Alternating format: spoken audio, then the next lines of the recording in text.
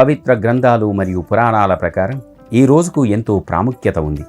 పరమేశ్వరుడు ఈ సంకష్టి చతుర్థి నాడు ఆ గణేశుణ్ణి అత్యున్నత జ్ఞానాన్ని గుర్తించి దేవతలలో ఆయనను అగ్రగామిగా ప్రకటించాడు. ఈ రోజున నిజమైన భక్తితో తనను పూజించే ఎవరికైనా సహాయం చేస్తానని ఆ గణేశుడు భక్తులందరికీ కూడా వాగ్దానం చేశాడని కూడా మన శాస్త్రవచనం. సంకటహర అంటే కష్టాలను తొలగించేవాడు లేదా అడ్డంకులను తొలగించేవాడు అని అర్థం.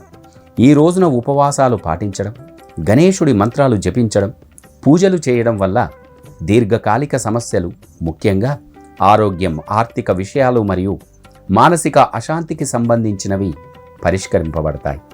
భారతదేశంలోని వివిధ ప్రాంతాల్లో ఈ సంకష్టి చతుర్థి ఆచరణ యొక్క అద్భుత ప్రయోజనాలను వ్రతకథలు కూడా వివరిస్తాయి. ఇది దైవ మార్గదర్శకత్వంలో జీవితంలోని అడ్డంకుల నుండి ఉపశమనం కోరుకునే వారికి, ఆ భక్తులందరికీ కూడా అత్యున్నత సందర్భం కూడా.